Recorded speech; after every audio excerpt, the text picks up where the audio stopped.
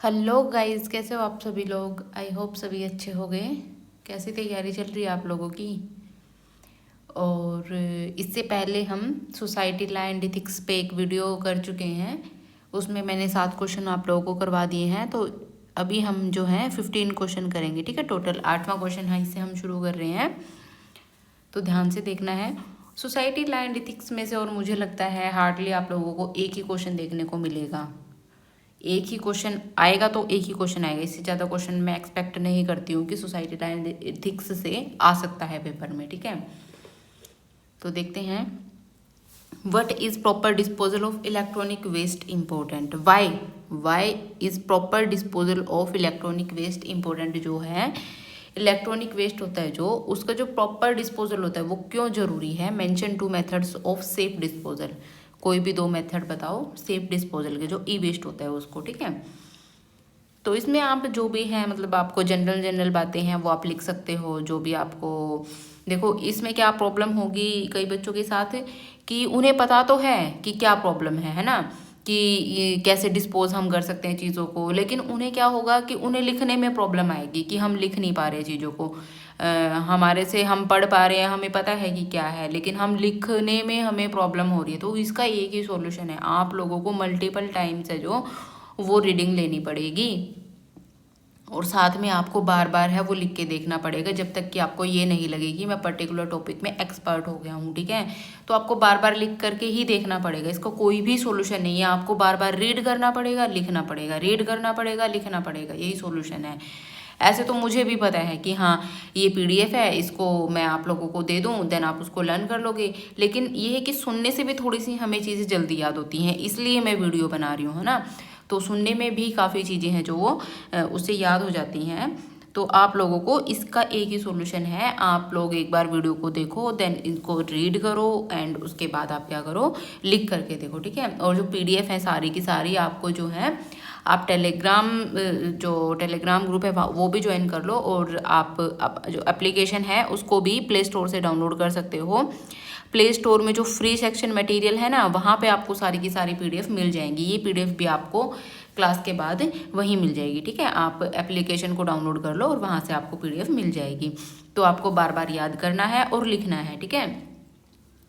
तो देखते हैं importance of proper disposal of electronic waste. हमें क्यों, मतलब ये क्यों ज़रूरी है कि ई वेस्ट है जो, कि वो प्रॉपरली डिस्पोज हो। कि जैसे कि अब जो ई वेस्ट है, डेली की डेली हम मोबाइल यूज़ कर रहे हैं, है ना।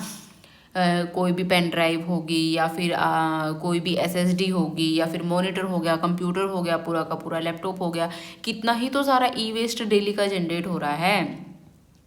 तो उसका प्रॉपर डिस्पोजल क्यों ज़रूरी है। एनवायरनमेंट को प्रोटेक्ट करने के लिए। ऑब्वियस है कि उनमें कितने सारे टॉक्सिक मटेरियल्स होते हैं ई वेस्ट में। लेड होता है, मरकरी होता है, कैडमियम होता है।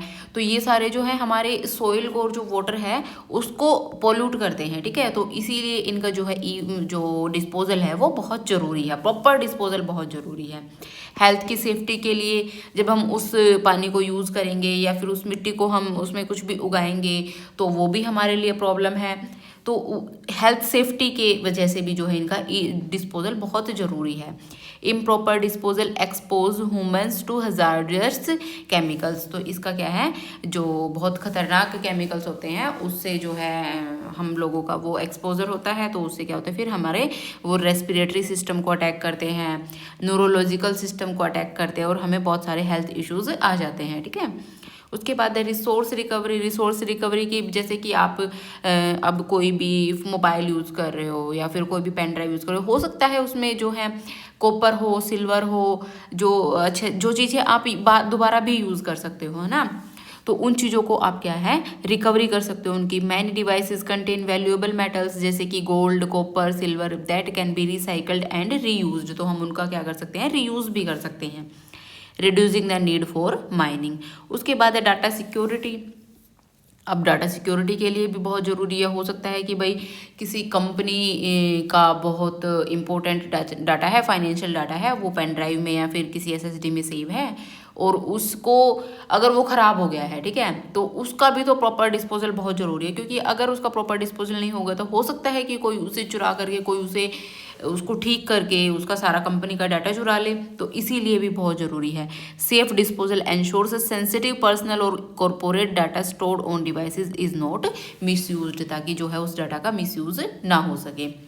उसके बाद 2 मेथड्स ऑफ सेफ डिस्पोजल, कौन कौन से 2 मेथड्स है सेफ डिस्पोजल के? रिसाइकलिंग थ्रू अथराइज्ड सेंटर्स, तो जो भी आप ये ई वेस्ट के है ना अथराइज्ड सेंटर्स होते हैं, आप जा करके देखोगे तो आपको दिख जाएंगे। जैसे कि आप लैपटॉप वगैरह आपको सेल करना है, आपको मोबाइल सेल करना है, ठीक है, जो भी ख़राब हो गया है उनके प्रॉपर सेंटर्स बने होते हैं, वहाँ जा करके आप उन्हें सेल कर सकते हो। और जो मैन्युफैक्चरर टेक बैक प्रोग्राम्स, जो मैन्युफैक्चरर जैसे डेल हो गया, एप्पल हो गया, एचपी हो गया, देखो आप लोगों ने देखा भी होगा, ये कहते हैं कि आप अपनी पुरानी डिवाइस को दो एंड नई डिवाइस ले जाओ कुछ पैसे दे करके। तो जो कंपनी है वो भी कहती हैं कि हाँ भाई आप हमें वापस कर दो, देन हम इसे रिपेयर करके वापस से सेल कर देंगे। तो इस तरीके से भी जो है रिसाइकलिंग हो सकती है, ठीक है। नेक्स्ट क्वेश्चन है स्टेट 2 की provisions of IT act that deal with cyber crime. IT act के जो हैं कोई भी 2 प्रोविज़न बताओ जो कि साइबर क्राइम को डील करते हैं। आईटी एक्ट मैं आप लोगों को सजेस्ट करूंगी, आप लोग आईटी एक्ट जरूर पढ़ लेना, ठीक है। आईटी एक्ट आप गूगल पे सर्च करोगे ना, आपको वहाँ एक पीडीएफ मिल जाएगी, पूरा बड़ा है वो, पूरा बड़ा पढ़ने की जरूरत नहीं है। इंपॉर्टेंट चीज़ आप लोगों को देख के पता लग जाएगी कि क्या उसमें इंपॉर्टेंट है। तो आप आईटी एक्ट को जरूर पढ़ लो, हो सकता है आपके पेपर में ये क्वेश्चन देखने को मिल जाए आप लोगों को, क्योंकि इंपॉर्टेंट है ना। आप लोगों को आज के टाइम में पता होना चाहिए कि क्या आईटी एक्ट है, क्या होता है आईटी एक्ट के अंडर। तो the Indian information technology act 2000 is the primary legislation addressing cyber crimes in India. तो ये साइबर क्राइम्स के लिए बनाया गया था और 2008 में जो है इसको अमेंड भी किया गया था। इसमें और सारे जो हैं लॉज हैं, जो प्रोविजंस हैं वो ऐड किए गए थे, ठीक है। तो इसके की प्रोविजंस कौन कौन से? तो सेक्शन 66 है कंप्यूटर रिलेटेड ऑफेंस, जैसे कि कोई भी किसी को किसी के कंप्यूटर में अनऑथराइज्ड एक्सेस करता है, हैकिंग करता है, या फिर आइडेंटिटी थेफ्ट करता है, चीटिंग करता है, तो उस सब के लिए है जो सेक्शन 66 है। इसमें क्या होता है कि penalties include imprisonment up to 3 years और फाइन्स, तो आपको 3 साल तक की जेल हो सकती है और फाइन लग सकते हैं। सेक्शन 67 क्या है, ये इंपॉर्टेंट है। इसमें क्या होता है, publishing obscene information in electronic form. अगर आप ऑब्सीन कोई इंफॉर्मेशन है, पोर्नोग्राफिक मटेरियल जैसे हो गया, या फिर चाइल्ड पोर्नोग्राफी है, आप उस चीज़ को अगर इलेक्ट्रॉनिक मीडियम से ट्रांसमिट करते हो तो वो सारा क्या है, ऑफेंस है, ठीक है। तो अगर ई फॉर्म में आप उसे ट्रांसमिट करते हो मोबाइल के थ्रू या फिर पेन ड्राइव के थ्रू या फिर व्हाट्सएप के थ्रू, तो वो सारा क्या है, सेक्शन 67 के अंडर जो है एक ऑफेंस है। क्रिमिनलाइजिंग पब्लिशिंग और ट्रांसमिटिंग ऑब्सीन सेक्सुअली एक्सप्लिसिट और ऑफेंसिव मटेरियल ऑनलाइन, ठीक है। तो अगर आप कोई भी obscene material, sexually explicit material, offensive material अगर आप इस तरीके से ट्रांसमिट करते हो तो वो क्या है, एक ऑफेंस है। Punishment can extended to imprisonment up to 5 years, आपको 5 साल तक की जेल हो सकती है, फाइन लग सकता है, अलग अलग कंडीशंस होती हैं इसमें, ठीक है। उसके बाद है वाई दीज मैटर्स। आप लोगों को बहुत अच्छे से अपने आंसर को जो है एक्सप्लेन करना है। साथ में अगर किसी क्वेश्चन में आपको कंक्लूजन की नीड है कि हाँ भाई कंक्लूजन देना चाहिए इसका, तो वो भी आप लोगों को साथ में जो है मेंशन करना है, ठीक है।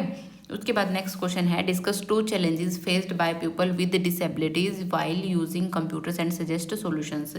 जो डिसेबल पीपल होते हैं, ठीक है, जो डिसेबल्ड होते हैं, तो उनको क्या क्या चैलेंजेस फेस करने पड़ते हैं कंप्यूटर को यूज़ करते टाइम, कोई भी जो 2 हैं वो बताओ, ठीक है। तो चैलेंज एक तो विजुअल इम्पेयरमेंट होती है, जिन लोगों को दिखता नहीं है तो उन लोगों को बहुत प्रॉब्लम आती है। तो उसमें उनको टेक्स्ट वो रीड नहीं कर पाते हैं, नेविगेट नहीं कर पाते इंटरफेसेस को, आइडेंटिफाई विजुअल क्यूज, तो इस तरीके से जो उन्हें हैं प्रॉब्लम्स आती हैं। तो अभी कोई जिसको बंदे को दिखता नहीं है तो वो कैसे टेक्स्ट को रीड करेगा, तो उस चीज़ का सोल्यूशन क्या है, उन लोगों के लिए जो है स्क्रीन रीडर्स लगाए जाते हैं, जो कि क्या करते हैं, आपके टेक्स्ट को स्पीच में कन्वर्ट करते हैं, ठीक है। उसके बाद है next high contrast themes and adjustable font size improve readability. तो हाई कॉन्ट्रास्ट थीम भी यूज़ करी जाती है। ऐसे भी लोग होते हैं जिनको कम दिखता है, तो उनके लिए क्या है, हाई कॉन्ट्रास्ट थीम्स लगाई जाती हैं। जो फॉन्ट साइज है उसको बड़ा बड़ा करके दिखाया जाता है। Voice control assistant allow hands free navigation, तो उसमें एक वॉइस कंट्रोल असिस्टेंट होता है, जैसे कि आप लोगों ने, कई लोगों ने देखा होगा, आपके मोबाइल में भी एक फीचर होता है जिसमें आप बोल करके जो है अपने मोबाइल को कंट्रोल कर सकते हो। तो वो जनरली विजुअल जो इम्पेयर्ड लोग होते हैं उनके लिए डिज़ाइन होता है। आप लोग देखना कभी भी एक मोबाइल में फीचर होता है, मैं उसका एग्जैक्ट नाम तो भूल गई, एच नाम से शायद वो शुरू होता है उसमें, लेकिन बोल करके जो है वो चीज़ें कंट्रोल करी जा सकती है मोबाइल में। उसके बाद है मोटर डिसेबिलिटीज़। मोटर डिसेबिलिटीज़ में कैसा है, जैसे इंडिविजुअल विद लिमिटेड मोबिलिटी और डेक्स्ट्रिसिटी में find it difficult to use standard keyboard और माउस। जो लोग मतलब जिनके हाथ अच्छे से नहीं चल पाते हैं, तो उनके लिए जो मोबाइल का माउस का यूज़ करना या फिर कीबोर्ड का यूज़ करना वो भी थोड़ा सा मुश्किल होता है। तो इसके लिए क्या सॉल्यूशन हो सकता है, adaptive hardware such as ergonomics keyboard, track ball और सिप एंड पफ डिवाइसेस आप यूज़ कर सकते हो, ठीक है। ऑन स्क्रीन कीबोर्ड यूज़ कर सकते हो, जो स्क्रीन पे कीबोर्ड दिखता है, स्पीच को टेक्स्ट में जो कन्वर्ट करेगा वो सॉफ्टवेयर यूज़ कर सकते हो उसके लिए, कस्टमाइज एक्सेसिबिलिटी सेटिंग यूज़ कर सकते हो। तो ये सारी चीज़ें क्या है, इसका सॉल्यूशन है। उसके बाद है what are net etiquettes, explain their importance in maintaining healthy online communication. तो इनकी इंपॉर्टेंस बताओ। देखो नेट एटिकेट्स क्या होता है, एटिकेट्स क्या होता है, शिष्टाचार। नेट एटिकेट्स क्या होता है, जो भी आप ऑनलाइन जो भी कुछ कर रहे हो, बातें कर रहे हो, है ना, ये कम्युनिकेशन कर रहे हो, किसी से दो लोगों से बात कर रहे हो या फिर आप सोशल मीडिया का यूज़ कर रहे हो, तो वहाँ पे आपके क्या एटिकेट्स है, क्या शिष्टाचार है, वो होता है नेट एटिकेट्स। ये एक डिजिटल एटिकेट आप कह सकते हो इसको। तो net etiquettes are the good manners we should follow while using the internet. जब हम इंटरनेट को यूज़ कर रहे हैं तो उस टाइम पे जो हमारे गुड मैनर्स होते हैं वो जो हम यूज़ करते हैं उसे हम क्या कहते हैं, net etiquettes. They are like rules of polite behaviour. वो कि आप किसी के साथ कैसे बिहेव करें। जो शिष्टाचार होते हैं वो क्या होते हैं कि हम अपने छोटे से किस तरीके से बात करनी चाहिए, हमें अपने बड़े से किस तरीके से बात करनी चाहिए, उनके कुछ रूल्स डिफाइंड होते हैं, है ना, कि हमें बड़े को नमस्ते करनी चाहिए, छोटों को प्यार से बात, छोटे लोगों से जो हमारे एज में छोटे हमारे से, उनसे प्यार से बात करनी चाहिए, अपने से छोटे से।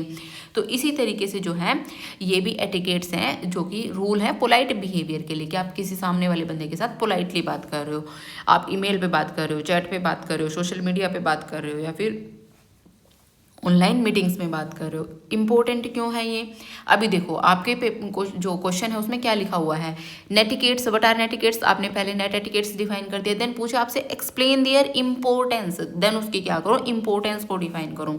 तो क्यों इंपॉर्टेंट है वो, रिस्पेक्ट के लिए इंपॉर्टेंट है, they help us talk politely and avoid hurting others online. इससे क्या है, रिस्पेक्ट से जब आप किसी से बात करोगे तो क्या होगा कि आप पोलाइटली किसी से बात करोगे, है ना, आपको पोलाइटली अगले बंदे से बात करनी है, उसको हर्ट नहीं करना है, क्लैरिटी होती है चीज़ों में, ठीक है, क्लैरिटी बनी रहती है, they make communication clear and reduce confusion और फाइट्स। आप जब किसी से बात करते हो तो आपकी क्लैरिटी बनती है, जब आप प्रॉपर जो है एटिकेट्स गुड मैनर्स फॉलो करते हो तो आपको क्लियर रहना चाहिए बातें करते टाइम, आप दो लोग कन्फ्यूज़न क्रिएट नहीं होनी चाहिए, झूठ नहीं बोलना चाहिए, तो कभी भी इस तरीके से हमें बात नहीं करनी चाहिए।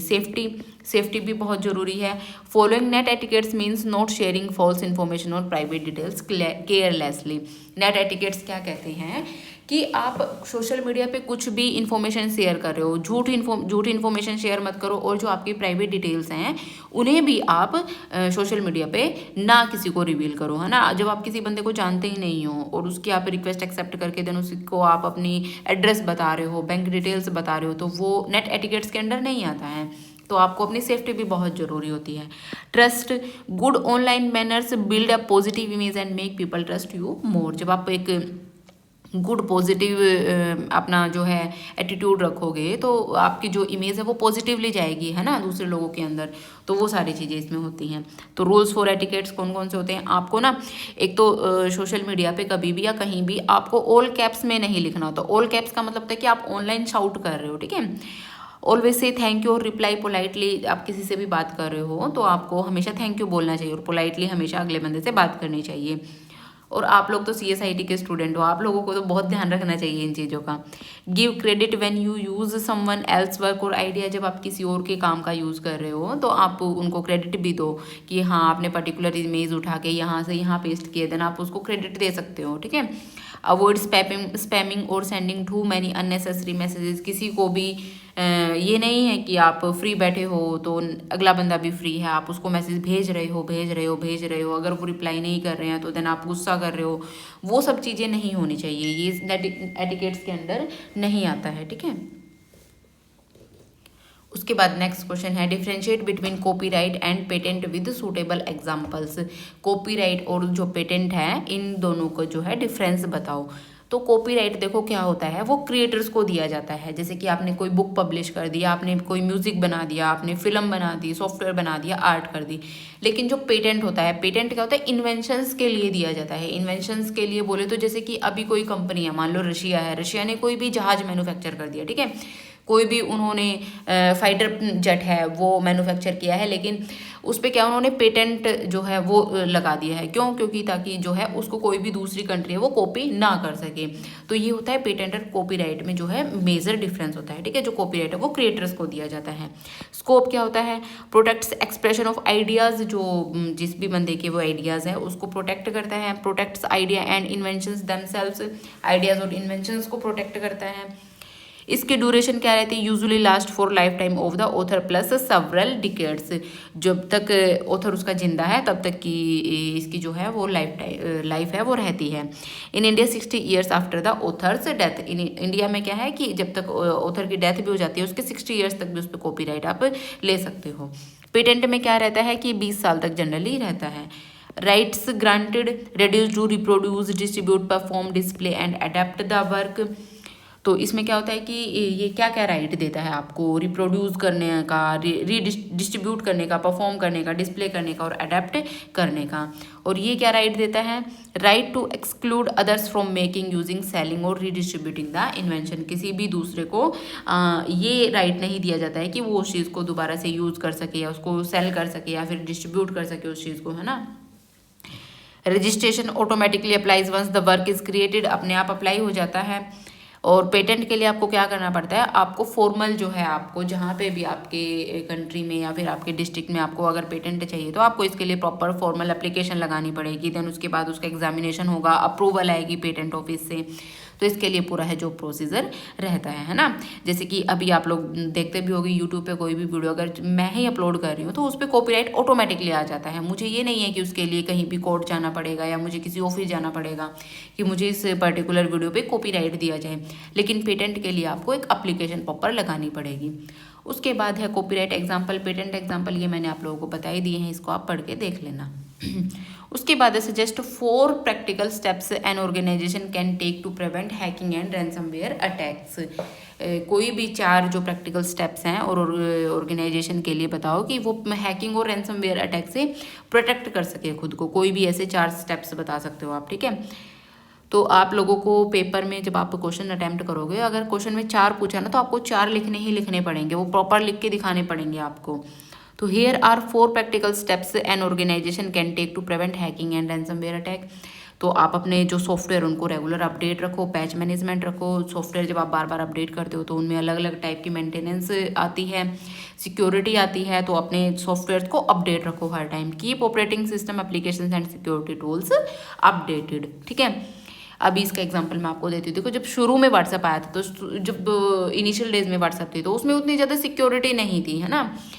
उसमें एंड टू एंड एन्क्रिप्शन नहीं था, बहुत सारी चीज़ें नहीं थी जब शुरू में व्हाट्सएप आई थी। लेकिन अभी आप टाइम के साथ देखो, आप उसको अपडेट कर रहे हो ना, वही व्हाट्सएप तो यूज़ नहीं कर रहे हो, आप उसको टाइम टू टाइम अपडेट कर रहे हो ना। जब आप अपडेट कर रहे हो तभी तो आपको सिक्योरिटी मिल रही है। तो इसीलिए आपको अपने सॉफ्टवेयर को बार बार अपडेट करते रहना पड़ेगा।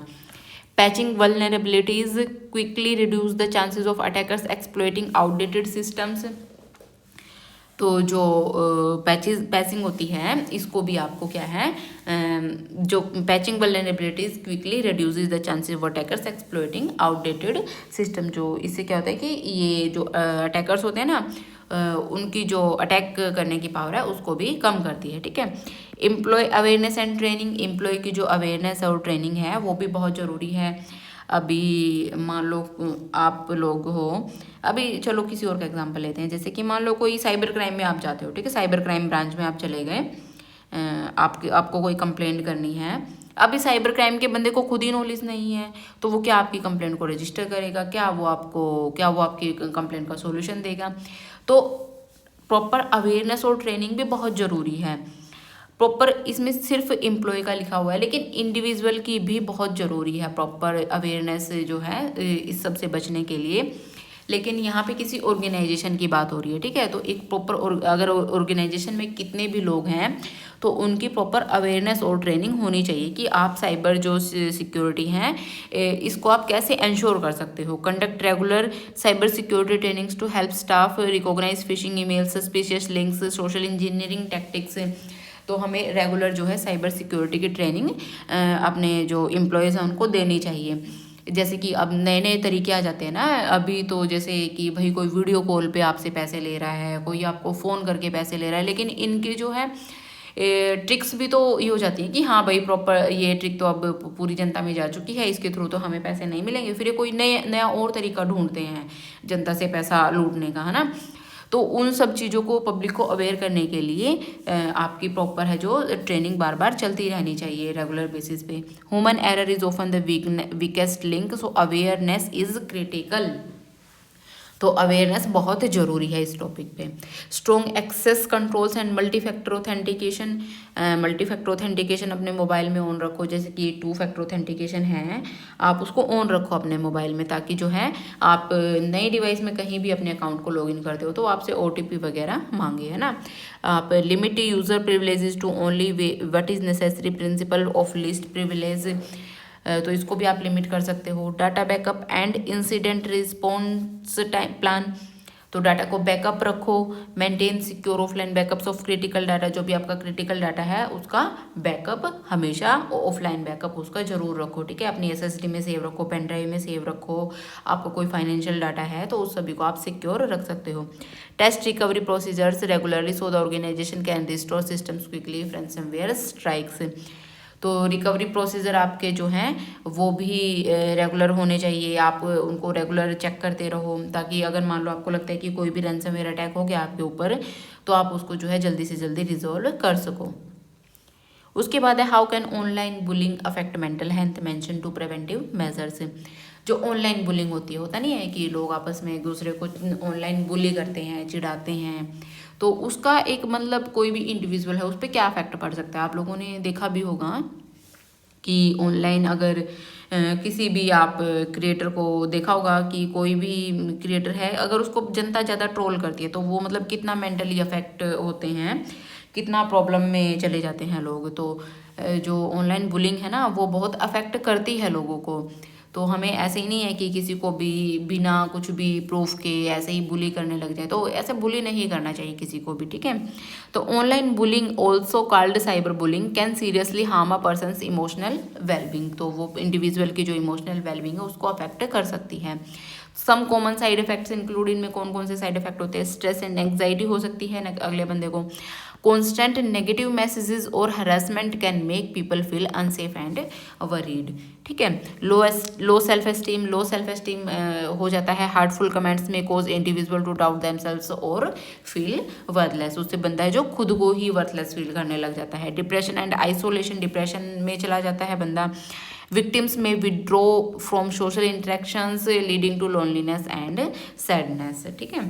डिफिकल्टी कंसंट्रेशन में उनको प्रॉब्लम आती है। Emotional distress can affect focus at school, work और डेली लाइफ। तो इसके प्रिवेंटिव मेजर्स क्या है। स्ट्रेंथन प्राइवेसी सेटिंग, अपनी प्राइवेसी सेटिंग्स को जो है आप मजबूत करो। देखो कि कौन कौन आपकी पोस्ट पे कमेंट कर सकता है, आपको मैसेज भेज सकता है। तो आपको लगता है कि हाँ भाई ये कोई हमें साइबर बुली हमें बुली कर रहा है ऑनलाइन, तो आप इंस्टेंट उसको ब्लॉक कर सकते हो या फिर उसकी कमेंट्स बंद कर सकते हो, ठीक है। ये सारी चीज़ें हमें प्रिवेंटिव मेजर्स इनका ध्यान रखना चाहिए। Promote awareness and support system, awareness proper होनी चाहिए, सपोर्ट सिस्टम आपका होना चाहिए। Encourage open conversations after cyber bullying in schools, work places and families. तो आप जो है इस टॉपिक पे प्रॉपर आपका कन्वर्सेशन होना चाहिए, स्कूल में हो या फिर वर्क प्लेस पे हो या फिर फैमिलीज में हो। Provide access to counsellors and trusted adults who can help victim cope. तो जब आप अगर ऐसा आपको लगता है तो आप काउंसलर की हेल्प ले सकते हो, किसी भी आप अपने जो दोस्त हैं उनकी हेल्प ले सकते हो इस सब से बाहर आने के लिए। उसके बाद next discuss two ways technology can help bridge the gender gap in education and employment. तो कोई भी 2 तरीके टेक्नोलॉजी के डिफाइन करो जो कि जेंडर गैप को हैं वो कवर करते हैं, ठीक है, एजुकेशन और एम्प्लॉयमेंट में। तो ऑनलाइन लर्निंग है, जो लड़कियां ऑनलाइन इसमें क्या कर सकती हैं, ऑनलाइन क्लासेस ले सकती हैं। देखो पहले का टाइम कितना मुश्किल टाइम था ना, है ना, कि भाई लड़की है उसको स्कूल नहीं भेजते थे घर वाले, कि हाँ भाई बहुत दूर स्कूल है, गांव में देहात में दूर स्कूल है। अभी तो कितना मतलब हो गया है कि हर गांव में स्कूल आ गए हैं। फिर अगर स्कूल में भेज दिया जाता था तो इतनी प्रॉब्लम होती थी कि हाँ भाई आपको कोचिंग के लिए नहीं भेजा जाएगा, इतनी दूर नहीं हम भेज सकते हैं घर से दूर, ठीक है। तो जब जब से ऑनलाइन आया है, ऑनलाइन सब कोचिंग वगैरह आ गई हैं, तो लड़कियों के लिए तो खासकर देखो बीइंग अ गर्ल मैं आप लोगों को सच में बता रही हूँ कि एक मतलब लड़कियों के लिए तो एक बहुत बड़ी वो आई है ये, कि बहुत अच्छी चीज़ आई है ऑनलाइन एजुकेशन हब है। उससे क्या है कि जो वर्किंग वुमेन है या फिर जो होम मेकर हैं, अगर बाहर वो नहीं जा सकते तो वो घर पे अपना बैठ के पढ़ सकती हैं। फिर उनका सिलेक्शन भी होता है, कितनी ऐसी लेडीज़ होती हैं, लड़कियां होती हैं कि वो घर पे बैठ के पढ़ती हैं, सिलेक्शन भी होता है, फिर वो जॉब करती हैं, है ना। तो ये सारी चीज़ें क्या हैं कि बिल्कुल इसको फिर जो गैप है उसको कवर कर रही हैं वो। Girls who can not attend school because of distance, safety, social restrictions can still study through mobile apps. तो वो हैं मोबाइल ऐप्स के थ्रू वो पढ़ सकती हैं, ऑनलाइन क्लासेस ले सकती हैं, ई लर्निंग प्लेटफॉर्म्स का यूज़ कर सकती हैं। Example, a girl in a village can learn coding and science subjects using an online course. अब हो सकता है कि आप ऐसे रिमोट एरिया में रह रहे हो कि जहाँ पे आपको जो पाइथन है या फिर आपको कोडिंग सीखनी है उसके लिए आपको दिल्ली जाना पड़े, या फिर आपको कहीं हैदराबाद बेंगलुरु जैसी सिटी में जाना पड़े, लेकिन उसके लिए आपके पास बहुत सारी रेस्ट्रिक्शंस हैं, सोशल रेस्ट्रिक्शंस भी हो सकती हैं, डिस्टेंस भी हो सकती है, ठीक है। लेकिन आपका मन है कि आप उस चीज़ को करो, तो आप क्या कर सकते हो, कहीं गांव में बैठ के आप सीख सकते हो ना, मोबाइल के थ्रू, इंटरनेट के थ्रू। आपको दो ही चीज़ें तो चाहिए हैं। तो ये सारी चीज़ें हैं। रिमोट वर्क अपॉर्चुनिटीज़, आप वर्क फ्रॉम होम करके कहीं दूर से भी, अगर आपको टेक्नोलॉजी का आइडिया है तो आप कहीं दूर बैठ के भी जो है वर्क फ्रॉम होम कर सकते हो, पैसा अर्न कर सकते हो, ठीक है। A women skilled in design और writing can earn money by working with clients through freelancing websites. तो फ्रीलांसिंग करके जो है पैसा कमा सकते हैं, ठीक है गाइज। तो सोसाइटी लॉ एंड इथिक्स है, ये भी हमारा कंप्लीट हो चुका है। तब तक के लिए नेक्स्ट वीडियो मैं देखती हूँ कौन से टॉपिक पे प्रिपेयर करती हूँ, ठीक है। तब तक के लिए bye bye, take care, good night.